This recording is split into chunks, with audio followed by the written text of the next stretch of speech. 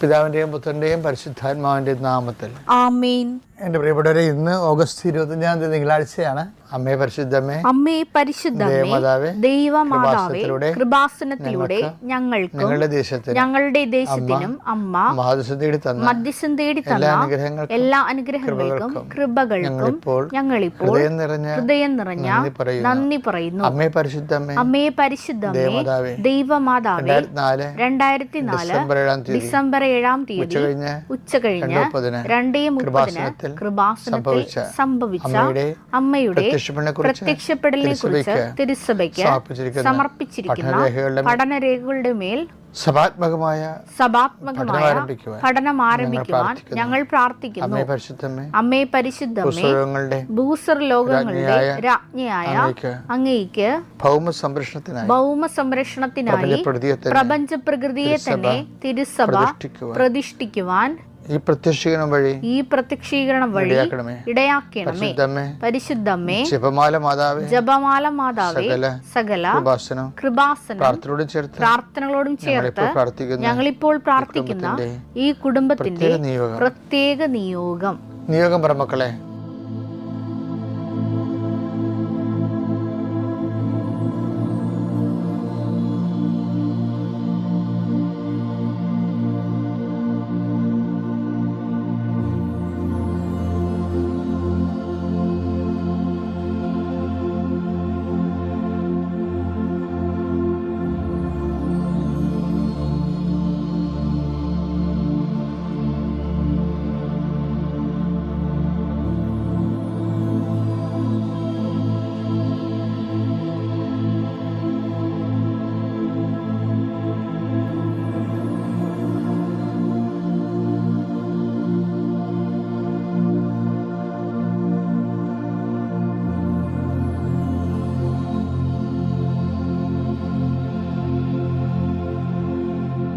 അമ്മയുടെ പ്രത്യക്ഷീകരണത്തിന്റെ ഈ അനുഗ്രഹവേളയിൽ ഞങ്ങൾക്ക് സാധിച്ചു തരുവാൻ കനിയണമേ. ആമേൻ. വിശ്വാസ പ്രമാണം. സർവശക്തനായ പിതാവും ആകാശത്തിന്റെയും ഭൂമിയുടെയും സൃഷ്ടാവുമായ ദൈവത്തിൽ ഞാൻ വിശ്വസിക്കുന്നു. അവിടുത്തെ ഏകപുത്രനും ഞങ്ങളുടെ കർത്താവുമായ ഈശോ മിശിഹായിലും ഞാൻ വിശ്വസിക്കുന്നു. ഈ പുത്രൻ പരിശുദ്ധാത്മാവിനാൽ ഗർഭസ്ഥനായി കന്യകാമറിയത്തിൽ നിന്ന് പിറന്ന് പൊന്തിയോസ് പീലാത്തോസിന്റെ കാലത്ത് പീഡകൾ സഹിച്ച് കുരിശിൽ തറയ്ക്കപ്പെട്ട് മരിച്ച് അടക്കപ്പെട്ട് പാതാളങ്ങളിൽ ഇറങ്ങി മരിച്ചവരുടെ ഇടയിൽ നിന്ന് 3-ാം നാൾ ഉയർത്ത് സ്വർഗത്തിലേക്ക് എഴുന്നള്ളി സർവശക്തിയുള്ള പിതാവായ ദൈവത്തിന്റെ വലതുഭാഗത്തിരിക്കുന്നു. അവിടെ നിന്ന് ജീവിക്കുന്നവരെയും മരിച്ചവരെയും വിധിക്കുവാൻ വരുമെന്നും ഞാൻ വിശ്വസിക്കുന്നു. പരിശുദ്ധാത്മാവിലും ഞാൻ വിശ്വസിക്കുന്നു. വിശുദ്ധ കത്തോലിക്കാ സഭയിലും പുണ്യവാന്മാരുടെ ഐക്യത്തിലും പാപങ്ങളുടെ മോചനത്തിലും ശരീരത്തിന്റെ ഉയർപ്പിലും നിത്യമായ ജീവിതത്തിലും ഞാൻ വിശ്വസിക്കുന്നു. ആമേൻ. സ്വർഗ്ഗസ്ഥനായ ഞങ്ങളുടെ പിതാവേ, അങ്ങയുടെ നാമം പൂജിതമാകണമേ. അങ്ങയുടെ രാജ്യം വരണമേ. അങ്ങയുടെ തിരുമനസ് സ്വർഗത്തിലെ പോലെ ഭൂമിയിലും ആകണമേ. അന്നു വേണ്ടുന്ന ആഹാരം ഇന്ന് ഞങ്ങൾക്ക് തരണമേ. ഞങ്ങളോട് തെറ്റ് ചെയ്യുന്നവരോട് ഞങ്ങൾ ക്ഷമിക്കുന്നത് പോലെ ഞങ്ങളുടെ തെറ്റുകൾ ഞങ്ങളോടും ക്ഷമിക്കണമേ. ഞങ്ങളെ പ്രലോഭനത്തിൽ ഉൾപ്പെടുത്തരുതേ, തിന്മയിൽ ഞങ്ങൾ രക്ഷിക്കണമേ. ആമേൻ. നന്മ നിറഞ്ഞ മറിയമേ, സ്വസ്തി. കർത്താവ് അങ്ങയുടെ കൂടെ സ്ത്രീകളിൽ അങ്ങ് അനുഗ്രഹിക്കപ്പെട്ടവളാകുന്നു. അങ്ങയുടെ ഉദരത്തിൻ ഫലമായി ഈശോ അനുഗ്രഹിക്കപ്പെട്ടവനാകുന്നു. പരിശുദ്ധ മറിയമേ, തമ്പുരാന്റെ അമ്മേ, പാപികളായ ഞങ്ങൾക്ക് വേണ്ടി ഇപ്പോഴും ഞങ്ങളുടെ മരണസമയത്തും തമ്പുരാനോട് അപേക്ഷിക്കണമേ. ആമേൻ. കർത്താവിന്റെ ഉന്നതമായ നാമത്തിന് സ്വസ്ഥം ചെയ്യുന്ന കർത്താവേ, 39 വർഷം ഞാൻ അർപ്പിച്ച കുർബാനയുടെ യോഗ്യതയാൽ കൃപാസ്ഥാനത്താരെ ജീവനോടെ പ്രത്യക്ഷപ്പെട്ട മാതാവിൻ്റെ മധ്യസ്ഥത്തിൽ വീട്, ജോലി, വിവാഹം, വെളിച്ചം, വഴികൾ, വെള്ളം, ഇങ്ങനെ ഒരു അടിസ്ഥാന കാര്യങ്ങൾക്ക് വേണ്ടി കർത്താവെ വിഷമിക്കുന്നവരുണ്ട് ഈശോയെ. വിവാഹം ഒത്തുവരാത്തവരുണ്ട് ഈശോയെ. ഒത്തുവന്ന വിവാഹം പോയതിൻ്റെ പേരിൽ സങ്കടപ്പെട്ട് നടക്കുന്നവരുണ്ട് ഈശോയെ. അതുപോലെ ഒത്തുവന്ന വിവാഹം നടത്തി കൊടുക്കാൻ വേണ്ടി സാമ്പത്തികമായ വിഷയങ്ങളിൽ ഓരോരോ വാതിലും മുട്ടിക്കൊണ്ടിരിക്കുന്നവരുണ്ട്. മുട്ടി പരാജയപ്പെട്ടിട്ട് മനസ്സും ശരീരം തളർന്ന് വീട്ടിൽ വന്ന് കർത്താവ് പരസ്പരം വഴക്കിടുന്നവരുണ്ട്. ഞാൻ അന്നേ പറഞ്ഞല്ലോ വിചാരിച്ചിട്ടുണ്ട്, നിങ്ങൾ ഒരു വഴക്കും ആരും തമ്മിലിടരുത്. കർത്താവ് നിങ്ങളുടെ കാര്യം തീരുമാനിച്ചിട്ടുണ്ടെന്ന ബോധത്തിൽ ഒരുമിച്ച് പ്രാർത്ഥിക്കാൻ കർത്താവ് നിങ്ങളെ ശക്തിപ്പെടുത്തിയിട്ട് പ്രാർത്ഥിക്കുന്നു. ഈശോ, ഈ കാലങ്ങളിൽ നഷ്ടപ്പെട്ടിരിക്കുന്ന കടലിൽ ജോലി നഷ്ടപ്പെട്ടവരുണ്ട്, കാർഷിക മേഖല തകർന്നവരുണ്ട്, പല മേഖലയിലും മനുഷ്യനിങ്ങനെ എരിഞ്ഞ് പൊരിഞ്ഞ് ജീവിക്കുന്ന അവസ്ഥയാണ്. ആരും പറയാത്തത് കാരണം ഒത്തിരി മനുഷ്യൻ്റെ അഭിമാന ബോധങ്ങളൊക്കെ വളർന്നു പോയത് കാരണം ആരും അറിയിക്കാതെ നിശബ്ദമായി മനുഷ്യൻ ദുരന്തം അനുഭവിക്കുന്ന കാലഘട്ടമാണ്. അമ്മയെ പരിശുദ്ധമേ, ഓരോ വീട്ടിലും അമ്മ സഞ്ചരിക്കണമേ അമ്മേ. ഓരോ വീടുകളുടെയും വേദനകളെ എടുക്കണമേ അമ്മേ. കുഞ്ഞുങ്ങളെ പോയി രക്ഷപ്പെടാൻ നീന്തി കരകയറാൻ വേണ്ടി ആഗ്രഹിക്കുന്ന മക്കളെ കരകയറുമ്പോൾ മുങ്ങിപ്പോകുന്ന പോലെ അവർക്കുണ്ടാകുന്ന പ്രയാസങ്ങൾ, അവരുടെ സാമ്പത്തിക ദുരിതങ്ങൾ, അവർ സഹായിക്കാനായി ഇല്ലാത്ത അവസ്ഥകൾ, അവർ പോകുന്ന സ്ഥലങ്ങളിൽ അനുകൂലമല്ലാത്ത മറുപടികൾ, കർത്താവ് ഓരോ മേഖല എന്തെല്ലാം തരത്തിലാണ് അങ്ങയുടെ മക്കൾ. ഞങ്ങളുടെ ജീവിതം ഇനി തകർന്നു പോകുമോ, കപ്പൽ പാറയിൽ ഇടിച്ച് തകർന്ന പോലെ ഞങ്ങളുടെ ജീവിതം ഇല്ലാതെ വരുമോ എന്ന് ഓർത്ത് വേദനിക്കുന്നു. അവർക്ക് വിശ്വാസത്തിന് ധൈര്യങ്ങൾ ലഭിക്കാൻ വേണ്ടി പ്രാർത്ഥിക്കുന്നു. പ്രാർത്ഥനയുടെ എരിവ് ലഭിക്കാൻ വേണ്ടി പ്രാർത്ഥിക്കുന്നു. എൻ്റെ കർത്താവിൻ്റെ ഉന്നതമായ നാമത്തിൽ കൃപാസനത്താറെ ജീവനോടെ പ്രത്യക്ഷപ്പെട്ട പരിശുദ്ധയുടെ മാധ്യസ്ഥ നിങ്ങൾ അനുഗ്രഹിക്കപ്പെടട്ടെ. നമ്മുടെ മനസ്സ് എപ്പോഴും കൊതിക്കണേ എന്താ? ദൈവത്തിൻ്റെ സംരക്ഷണമാണ് അല്ലേ? ഇപ്പം തന്നെ ചില ആൾക്കാർ പിള്ളേരോട് അമ്മ വിളിക്കും, വേഗം വന്ന് പ്രാർത്ഥിക്ക്, ഇങ്ങനെ കൂടുതൽ പ്രാർത്ഥന മുടക്കിയിട്ട് വേണം നാളെ വല്ല പട്ടിയാവലും കടിക്കാൻ. അപ്പോൾ ആൾക്കാർക്ക് ഒരു ഉള്ളിൻ്റെ ഉള്ളിൽ ഒരു സംരക്ഷണം, പ്രാർത്ഥന ഒരു സംരക്ഷണം തരുമെന്നുള്ളൊരു ബോധമുണ്ട് നമുക്ക്. പക്ഷേ ഈ സംരക്ഷണത്തിന് വേറെ കുറേ നല്ല ഇത് ചട്ടപ്പടി പ്രാർത്ഥനാ രൂപങ്ങളല്ലാതെ തന്നെ അത് വേണം. അതങ്ങനെ ദൈവം നമ്മളെ ശിക്ഷിക്കുമെന്ന രീതിയിലാണ് ചില ആൾക്കാർ പ്രാർത്ഥിച്ച് കൂട്ടുന്നത്. കുഴപ്പമുണ്ട്, നമ്മളതിന് കുഴപ്പമൊന്നും ഉണ്ടാക്കരുതെന്ന്, അങ്ങനെയല്ല. അതൊരു നല്ല നിലപാടല്ല, ആരോഗ്യപരമായ സമീപനമല്ല. ഇനി സംരക്ഷണം കിട്ടാനുള്ള മാർഗങ്ങൾ കുറേ ഉണ്ട്. അത് എനിക്ക് പലപ്പോഴും തോന്നിയിരിക്കുന്നത്, നമ്മളെപ്പോഴും ദൈവത്തോട് തന്ന എല്ലാ കാര്യങ്ങൾക്കും, ഇപ്പം ഞാനൊരു ഭക്ഷണം കഴിക്കുമ്പോൾ തന്നെ എനിക്കത് രുചി ഫീൽ ചെയ്ത് കഴിഞ്ഞാൽ ഞാനുമ്പോൾ ദൈവമേ, നാക്കില്ലാത്തവർ എന്തുമാത്രം ആൾക്കാരുണ്ട്. അപ്പോൾ നമുക്ക് നാക്കുള്ളത് തന്നെയല്ലേ, ഇല്ലെങ്കിൽ ഈ രുചി എങ്ങനെ അറിയും? അതെല്ലാം നന്ദി പറയേണ്ട ഒരു വിഷയങ്ങളാണ് ശരിക്കും. കഴിഞ്ഞ ദിവസം കൃപാസനത്തിലൊരു സാക്ഷ്യം ഉണ്ടായിരുന്നേ.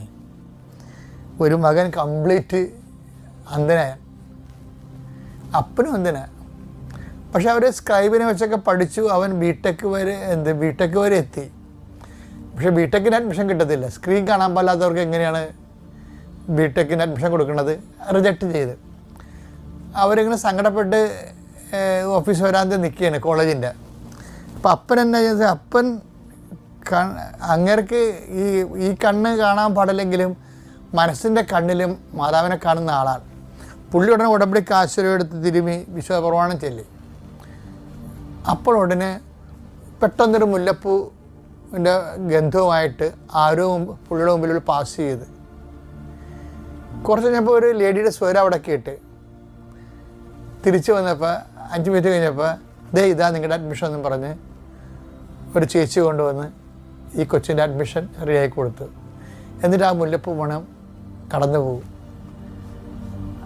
അപ്പോൾ ഇവർ പറയണത് മാതാവ് ഞങ്ങൾക്ക് വേണ്ടി ആരോ വിട്ട് കറക്റ്റ് ചെയ്തതാണത്.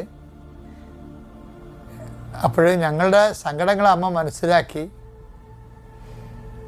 പിന്നെ മുല്ലപ്പൂ മണമെന്ന് പറയുമ്പോൾ മാതാവിൻ്റെ മണം എനിക്ക് നേരത്തെ പരിചയമുള്ളതാണ്. അതുകൊണ്ട് ആ മണം കേട്ടപ്പോൾ എനിക്ക് മാതാവിൻ്റെ സാന്നിധ്യം ഓർത്തു എന്ന്.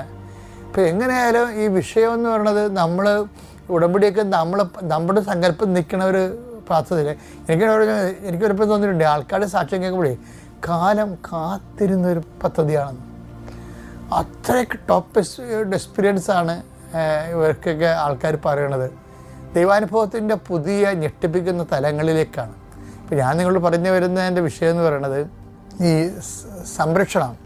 അതായത് സംരക്ഷണത്തിന് ഒരു എളുപ്പ വഴിയെന്ന് പറയുന്നത് ദൈവത്തെ മഹത്വപ്പെടുത്തുന്നതാണ്.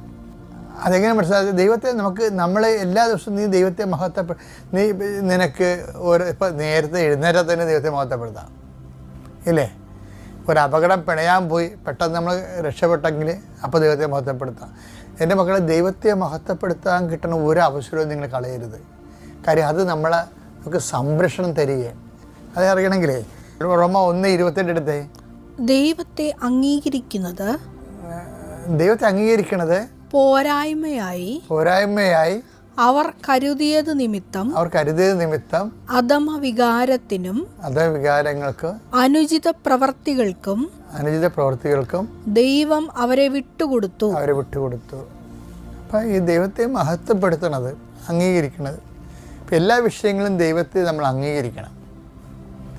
അല്ലാതെ എൻ്റെ കഴിവാണെന്ന് പറയരുത്.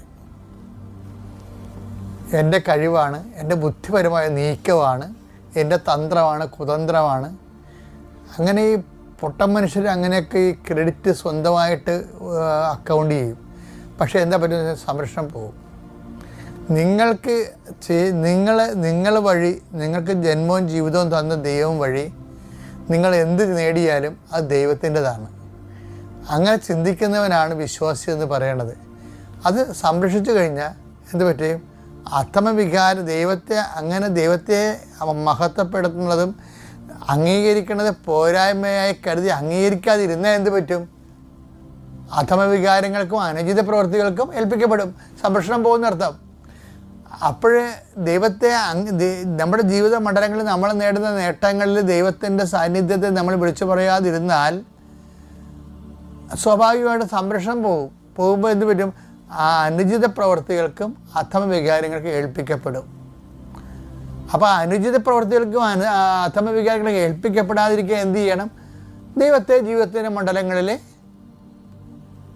എല്ലാ മേഖലകളിലും ദൈവത്തെ അംഗീകരിക്കണം. അത് സംരക്ഷണത്തിൻ്റെ ഒരു ഫോർമുലയാണ്.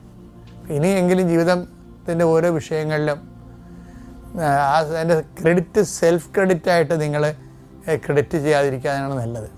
മറിച്ച് എല്ലാം ദൈവത്തിൻ്റെ ഒരു മഹത്വത്തിന്.